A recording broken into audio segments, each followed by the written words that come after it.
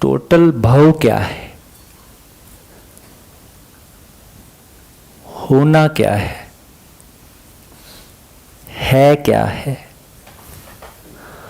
अस्तित्व क्या है। एक ही शब्द है ये, भाव, होना, है, अस्तित्व, है ना, एक ही बात है। क्या है?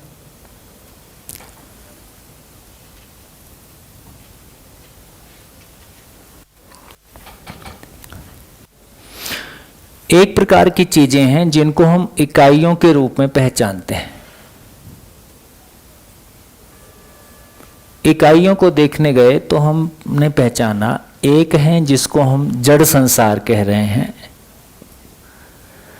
जड़ इकाइयां कह रहे हैं, जिसमें बेसिकली हम परमाणु को पहचान रहे हैं। और परमाणु 108 प्रकार के, 118 प्रकार के परमाणु हम पहचानते हैं। एक दूसरी वास्तविकता जो हम परिचय शिविर में पहचानते हैं, मैं उसको अभी यहाँ विस्तार से नहीं कह रहा हूँ, तो उसको हम कह रहे हैं कि चैतन्य संसार।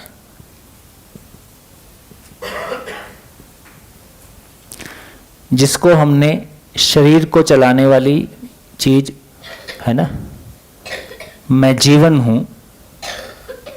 मैं जीवन हूं का मतलब, जिसको पहले आत्मा बोल रहे थे, मैं जीवन हूं, और ये एक ही प्रकार की चीज है अस्तित्व में, ये चैतन्य संसार है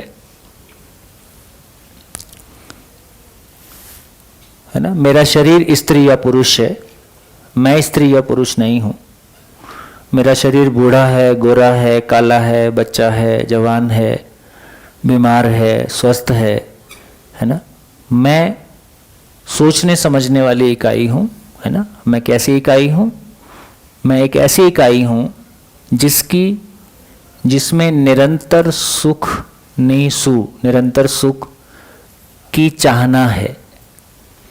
मैं एक ऐसी इकाई हूं जिसमें निरंतर सुख की चाहना है। मैं एक ऐसी इकाई हूं जो सोचने समझने की अक्षय बल शक्ति से संपन्न हूं।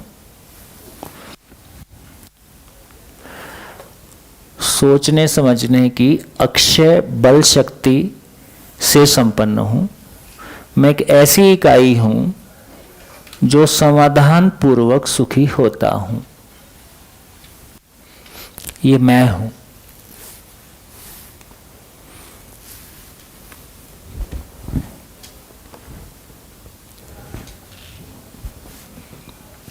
ठीक हो गया?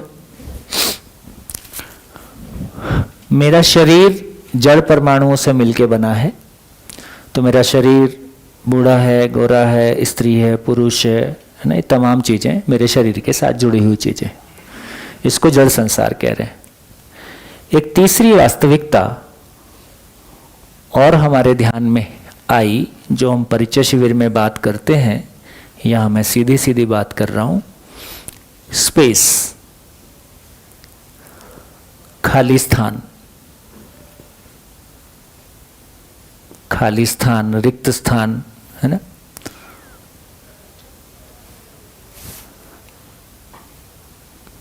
मैं मानते हुए बात कर रहा हूं कि हम परिचय शिविर कर चुके हैं। दोहराने की जरूरत है क्या? दोहराऊं? क्योंकि आप लोगों ने जो परिचय शिविर किया होगा उसमें अस्तित्व नहीं खुला होगा। आपसे ही पूछ रहा हूं। हाँ, नहीं आपसे, हाँ, आपने जो परिचय शिविर किया होगा, बैठिए बैठिए बैठिए, आराम से बैठिए। आपने जो परिचय शिविर किया, एक ही परिचय शिविर किया आपने? कितने दिन का था? 5 दिन का था। पिराना में किया? पिराना में तो मैंने किया था। हुई थी? अच्छा अच्छा, 5 दिन में हो गई थी।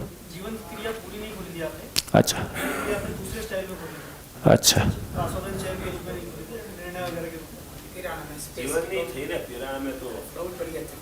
बढ़िया हुई थी, बढ़िया, फिर ठीक।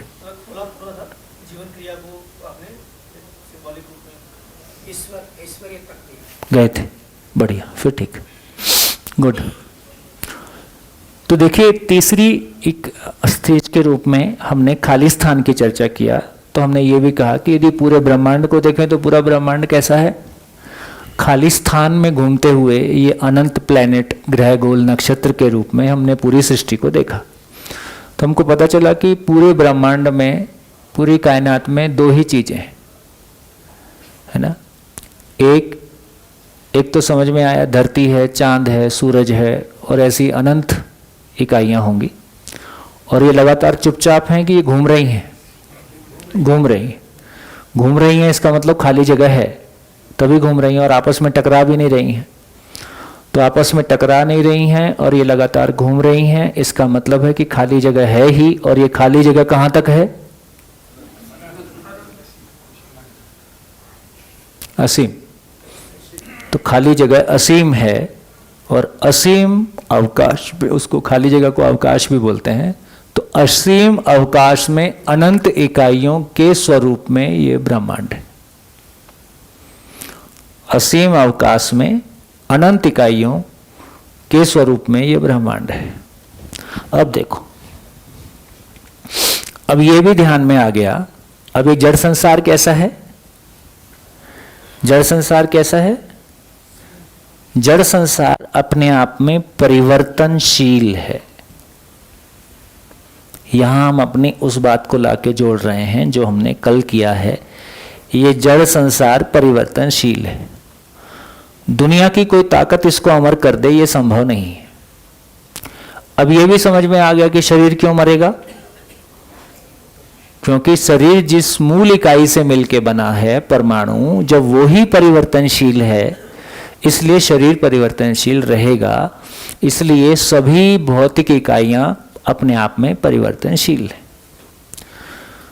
दूसरा, ये चैतन्य संसार को हमने कहा कि ये चैतन्य संसार अपने आप में, ये जीवन नाम की इकाई अपने आप में निरंतर है, अमर है। इसके होने का नाश नहीं किया जा सकता। ये एक बार है तो है, अब ये बदलता नहीं है, ये परिवर्तनशील नहीं है, है ना। तो जीवन का क्या हो सकता है अधिकतम?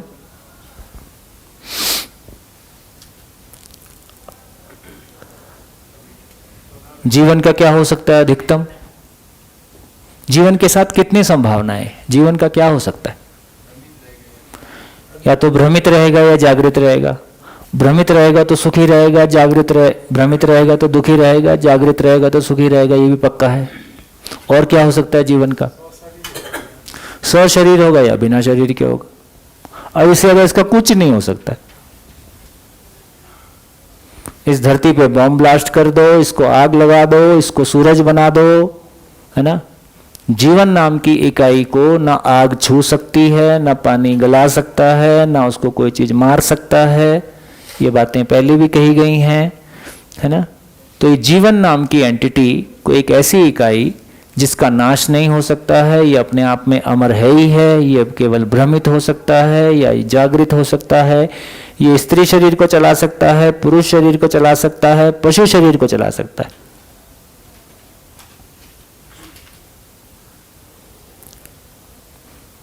तो मैं आज और अभी अमर हूं। तो मुझको अमर होना है कि मैं अमर हूं ही? मैं अमर हूं ही, जो है ही केवल उसको पहचानना है, कुछ नया काम करना ही नहीं। तो अमर होने के लिए कुछ नहीं करना है। मेरा शरीर नश्वर है, मेरा शरीर नश्वर है, वो नश्वरता हमको स्वीकार हो जाए। ठीक, हम क्या चाह रहे? शरीर अमर हो जाए। अभी साइंस की जितनी बड़ी रिसर्च हैं वो इस काम में लगी हैं कि शरीर कैसे अमर हो जाए, ये शरीर कभी ना मरे, ऐसा प्रयास जारी है। क्या किया जाए शरीर से कि उसमें सुख हमेशा के लिए हो जाए? तो जो काम है ना, जब नोआ हरारी लिखता है, इसको एक बड़ा लेखक है जिसकी बड़ी चर्चा होती है आजकल, तो वो शरीर में सुख की निरंतरता के प्रयास में है साइंस, और शरीर की आयु की अमरता की तलाश में है। ये आने वाले समय की सबसे बड़ी खोजें या सबसे बड़ी रिसर्च के टॉपिक हैं, जहां अकूत धन और अकूत प्रतिभा इस काम के लिए लगी हुई है ना, जो कि संभव नहीं है। हो गया तो धरती की छाती पे पीपल है। अभी सबसे शुभ घटना क्या है? अभी मानवता के लिए सबसे शुभ घटना क्या है? बस मेरे को एक ही काम अच्छा लगता है, आदमी मरता है, बस मेरे को इस बात से बड़ी खुशी लगती। तो आज भ्रमित है, दूसरों की छाती पे मूंग दल रहा है, कल और कुछ नहीं होगा, मर जाएगा, है ना। तो कम से कम अभी इसकी उम्र 400 साल हो गई तो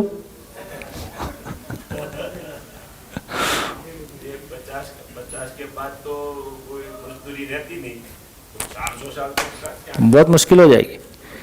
तो इससे ये समझ में आया कि मैं निरंतर हूं, मैं अमर हूं, आज और अभी अमर हूं, केवल मैं अपनी अमरता को नहीं पहचानता हूं। इसी का सारा रोना गाना है। देखो यहां वो बात निकल के आ गई, यदि भव निरंतर हो जाए तो भाव निरंतर हो जाएगा।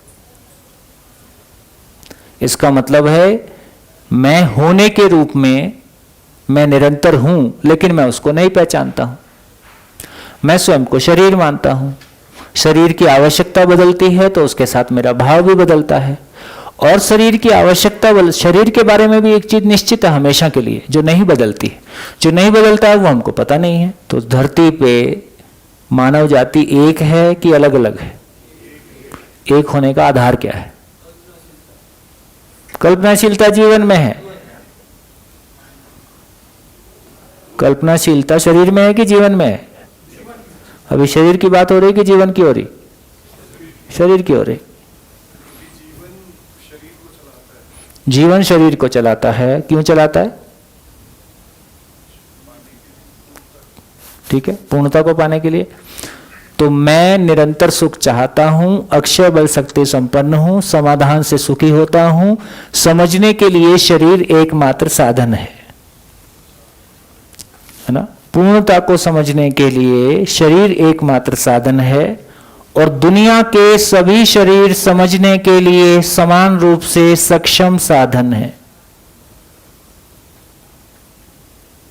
यहां सभी शरीर एक जैसे हो गए।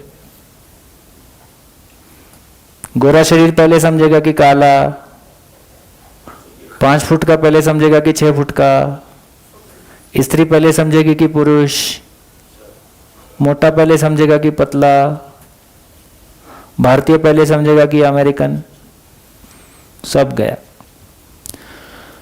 यदि हम अपने को और दूसरे मानव को जीवन की दृष्टि से देखना शुरू करते हैं, हमारे को ध्यान में आता है कि जैसे आपने कहा कि हमारे घर में कोई जीवन आने वाला है। सच्चाई तो यही है कि जीवन आने वाला है ना। शरीर मेरा साधन है, तो शरीर मेरी पहचान का आधार है कि मेरे कर्म मेरी पहचान का आधार है। तो शरीर को लेके आप इतना परेशान नहीं होगे। कोई शरीर को लेके अहंकार में चला जाता है कि मैं बहुत सुंदर दिखता हूं, कोई शरीर को लेके अपने हीनता में चला जाता है कि मेरा शरीर सुंदर नहीं है। शरीर की सुंदरता बेसुंदरता का कोई मतलब नहीं है। शरीर का इतना ही मतलब है कि गाड़ी है, ऋषिकेश तक पहुंचा दे, इसी का नाम गाड़ी है। अब गाड़ी गोरी है कि गाड़ी पीली है कि गाड़ी काली है, इससे फर्क नहीं पड़ रहा है ना। ऋषिकेश तक पहुंचा दे, इसका नाम गाड़ी है। गाड़ी बहुत सुंदर दिख रही है, चलती नहीं है, क्या करेगा उस गाड़ी का? तो चूंकि हमारा ध्यान मानव के रूप में उसके पर्पस के साथ नहीं जुड़ा है, इसलिए हमारा ज्यादा ध्यान, चूंकि शरीर मानते हैं, फिर शरीर कैसा दिखता है और शरीर को कैसा दिखाना है, उसी में सारा मन लगा रहता है। और शरीर में मन लगा हुआ उस मन समझने के लिए नहीं जाएगा। जिसने जिस चीज को महत्वपूर्ण माना है, सही या गलत है इसकी चर्चा नहीं कर रहे हैं, तो जिसने जिस चीज को महत्वपूर्ण माना है उसको वो वहां अपना तन मन धन लगाए रखता है। तो इसका मतलब है कि ब्रेन, धरती में सभी मानव में ब्रेन एक जैसा है, ब्रेन में अंतर नहीं है। जो अंतर है वो उसकी सोचने समझने की जो ताकत में भी अंतर नहीं है। सभी मानव में सुख की चाहत निरंतर है, सभी मानव अक्षय बल शक्ति संपन्न है, सभी मानव समाधान से सुखी होते हैं। यहां भी सभी मानव एक जैसे हैं। अंतर किस बात का है? योग्यता, पात्रता, क्षमता, सॉफ्टवेयर का अंतर है कि उसकी मान्यताएं क्या हैं, उसकी कंडीशनिंग क्या है, और उसके आधार पे उसकी जर्नी क्या है, उसके निष्कर्ष क्या है, उसके लिए महत्वपूर्ण क्या है, इसके इस आधार पे अंतर है। बढ़िया है? सॉफ्टवेयर ही तो अलग अलग है। कंडीशनिंग जो है, मान्यताओं का सॉफ्टवेयर अलग अलग है, अस्तित्व का सॉफ्टवेयर एक है। बस जो अलग अलग हमारा है वहां से एक तक पहुंचना है, इतनी बात। यहां फिर आके सारे धर्म विलय हो जाएंगे, तमाम सारी विचारधाराएं विलय हो जाएंगी। अस्तित्व में तो अस्तित्व तो एक ही नियम से चल रहा है ना। ये अस्तित्व हिंदू है कि मुस्लिम है, जैन है कि बौद्ध है, सिख है कि ईसाई है, क्या चीज है भाई? कभी भी सोच के देखो कि हमारी किडनी, हिंदू की किडनी, जैन की किडनी, बौद्ध की किडनी और सरदार की किडनी और है ना ईसाई की किडनी, ये सारी किडनी एक ही जैसी है कि अलग अलग है? फिर और दुनिया के सारे मानव सुखी होना चाहते हैं कि दुखी होना चाहते हैं? सुखी होने का नियम सबके लिए एक है कि अलग अलग है? झंझट खत्म, फिर काय की दुनियादारी, काय का झंझट, सब खत्म। भैया ब्रेन की डेवलपमेंट ना, ब्रेन तो ऐसा समझिए कि लगभग ब्रेन एक तरह से, अब ये समझ में, जितना अपन दर्शन में बात कर रहे हैं, जितनी अपन समझ रहे हैं, तो बेसिकली ब्रेन एक माध्यम भर है जो जीवन के कंपन का प्रसारण शरीर पे करता है और शरीर की सूचनाओं को जीवन तक पहुंचा रहा है, माध्यम है। तो ब्रेन का डेवलपमेंट जैसा, ब्रेन का डेवलपमेंट एक बायोलॉजिकल फिनोमेना है। ब्रेन का विकसित होना, तो जैसे बोलते हैं कि मां के गर्भ में लगभग 4.5 महीने बाद हम कह रहे हैं कि जीवन उस शरीर को चलाना शुरू करता है, 4 ± इसका मतलब है कि उस समय ब्रेन, उस गर्भ में 4.5 महीने के बच्चे का ब्रेन इतना विकसित हो चुका है कि अब वो जीवन के सिग्नल का प्रसारण शरीर के साथ में कर सके, तो ही जीवन उसको चला सकता है। अब गर्भ काल में किसी लेवल तक और विकसित होगा, फिर मेरे को लगता है कि गर्भ के बाहर आने तक 3, 4, 5, 10 साल तक कुछ विकसित और होता होगा। एग्जैक्टली बायोलॉजिकली मेरे को इस बारे में कम जानकारी है, लेकिन ये एक बायोलॉजिकल मामला है। इसका आदमी की विचार शक्ति से, कोई आदमी बहुत समझदार है तो उसका ब्रेन बहुत डेवलप्ड है, इसका कोई लेन देन नहीं।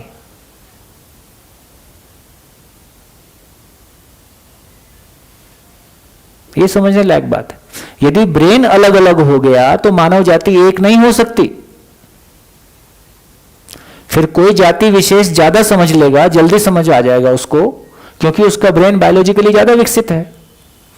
किसी समय तक ये माना ही गया कि गोरे कालों की तुलना में, अफ्रीकन की तुलना में ज्यादा श्रेष्ठ कम्युनिटी है, श्रेष्ठ प्रजाति है। इसको सिद्ध करने के लिए रिसर्च किए गए और ऐसा बोलते हैं कि तमाम रिसर्चेज के बाद कुछ फाइनल फाइंडिंग नहीं निकली। फाइनली यही मानना पड़ा कि मानव जाति एक है। वो जीवन का मामला है, वो अलग बात है। वातावरण का हिसाब अलग दुनिया है, ब्रेन अलग दुनिया है। वातावरण से ब्रेन विकसित नहीं हो रहा है और उसका प्रयोजन तो शाश्वत बना ही रहता है ना। अब पूरी धरती पे कहीं भी शरीर होगा, शरीर का एक ही मतलब है, वो जीवन जागृति का साधन है। ऐसा कैसे है, इसको कैसे मान लें? इसके भिन्न कुछ भी प्रयोग करके देख लो, आप असंतुष्ट रहोगे। ये नियम है, कर लो जो करना है। राष्ट्रपति हो जाओ, प्रधानमंत्री हो जाओ, नहीं काम चलेगा। हाँ, राष्ट्रपति प्रधानमंत्री हो गए भी आपके पास अच्छी समझ है तो उसको उपयोग करने का अवसर है। तो यहाँ ये बात भी क्लियर हो जाए जो कल से चल रही है कि रूप बल धन पद का कोई औचित्य है कि रूप बल धन पद अपने आप में कोई खराब चीज है ना। तो रूप बल धन पद बुद्धि का व्यक्त होने का साधन है। रूप बल धन पद बुद्धि के व्यक्त होने का साधन है, और बुद्धि नहीं है, आप खुद में एक अहंकार का पुतला हो और दूसरों के लिए बोझ हो। घर में परेशान है, अपने माँ बाप से बच्चे परेशान है, क्योंकि बुद्धि नहीं है तो घर में बातचीत नहीं हो रही है। तो मानव बुद्धि पूर्वक ही जीता है, मानव बुद्धि पूर्वक ही जी सकता है ना। पशु मन के साथ जी सकता है, क्योंकि पशु वंश परंपरा है। मन की इतनी ही हैसियत है, मन की औकात इतनी ही है कि वो शरीर को पहचान सकता है। बुद्धि की वो हैसियत है कि वो अस्तित्व के नियम को पहचान सकता है, उस समझ को पहचान। तो मानव का जीना बुद्धि पूर्वक ही हो सकता है, बुद्धि से कम में मानव का जीना नहीं हो सकता है। हमारा जीना नहीं हो रहा है तो इसका एक ही मतलब है कि बुद्धि अभी चालू नहीं है, ऊपर वाला माला खाली है। तो जितनी चर्चा हमने की उसमें हमने पहचानने की कोशिश की कि बेसिकली हमारा सारा रोना गाना यहीं तक था। हमारा सारा जिंदगी का रोना गाना इतना ही है कि मैं स्वयं को शरीर मानता हूं, शरीर परिवर्तनशील है, शरीर की वस्तुएं भी परिवर्तनशील है, तो मेरा भाव ही परिवर्तनशील है, तो मेरा भाव भी परिवर्तनशील है। बस इतना ही मेरा रोना गाना है। इधर आता हूं, जैसे ही मैं इसको पहचानता हूं तो पता चलता है कि ये तो एक निरंतर वास्तविकता है, और जब इधर आता हूं तो पता चलता है ये एक नित्य वास्तविकता है। तो तीन तरह की वास्तविकताएं हैं, परिवर्तनशील वास्तविकताएं हैं, निरंतर वास्तविकताएं हैं, और नित्य वास्तविकता है। तीन ही तरह की वास्तविकताएं, चौथी वास्तविकता है ही नहीं। व्यापक के अर्थ में है, खाली स्थान के अर्थ में है, जिसकी सीमा को नहीं पहचाना जा सकता उसका नाम असीम है। तो व्यापक वस्तु के लिए अनंत शब्द यूज करना उचित नहीं है ना। तो हम क्या बोले सुबह, असीम अवकाश में अनंत इकाइयां, असीम अवकाश में अनंत इकाइयों के स्वरूप में यह अस्तित्व है। एक वास्तविकता वो है जो रूपात्मक है, और एक वास्तविकता वो जो अरूपात्मक है। रूपात्मक मतलब जिसका रूप होता है, जिसका रूप होता है मतलब उसका आकार होता है। आकार होता है तो आयतन होता है, लेकिन एक वास्तविकता जिसको हम कह रहे हैं कि अरूपात्मक है, उसका कोई रूप नहीं है, उसका कोई आकार नहीं है। आकार नहीं है इसलिए उसको एक नाम निराकार है। तो हमने कहा कि एक वास्तविकता जिसमें कि अनंत इकाइयां ग्रह गोल नक्षत्र के रूप में घूम रही हैं, है ना, ये अपने आप में असीम है। ये वास्तविकता अपने आप में असीम है। वास्तविकता से क्या मतलब होता है? वास्तविकता का मतलब क्या होता है का मतलब क्या होता है?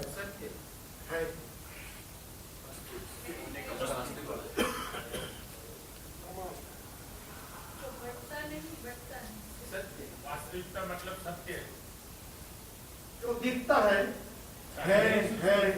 वो वास्तविक, जो नित्य प्रकाशित है, जो नित्य वर्तता है, जो नित्य वर्तमान है ना, तो उसको वास्तविकता कह रहे। तो भौतिक वस्तुएं भी एक वास्तविकता है, और जीवन भी एक वास्तविकता है, और खाली स्थान भी एक वास्तविकता है ना। जब वास्तविकता कहेंगे तो तीनों चीजें हैं, जब इकाइयां कहेंगे तो दो चीजें हैं, जड़ और चैतन्य। ऐसी बात। चलिए, तो हमने खाली स्थान को पहचाना कि असीम है, निराकार है, और अपने आप में इसके जैसा दूसरा कोई वास्तविकता नहीं है, इसलिए उसको एक नाम अद्वितीय कहा। अद्वितीय मतलब इसके जैसा दूसरा कोई चीज हमारे पास नहीं है, अद्वितीय कहा। और क्या बोलेंगे? पारदर्शी है। पारदर्शी का मतलब है कि हम एक दूसरे को देख पाते हैं और ये हमारे देखने में बाधा नहीं है। ये खालिस्तान अपने आप में कलर्ड होता तो हम एक दूसरे को नहीं देख सकते थे। तो खालिस्तान एक ऐसी वास्तविकता जो हमारे देखने में बाधा नहीं बनता, जिसमें हम आर पार एक दूसरे को देख सकते हैं, इसलिए इसका एक नाम पारदर्शी है। ये खालिस्तान रूपी वास्तविकता अपने आप में पारदर्शी है।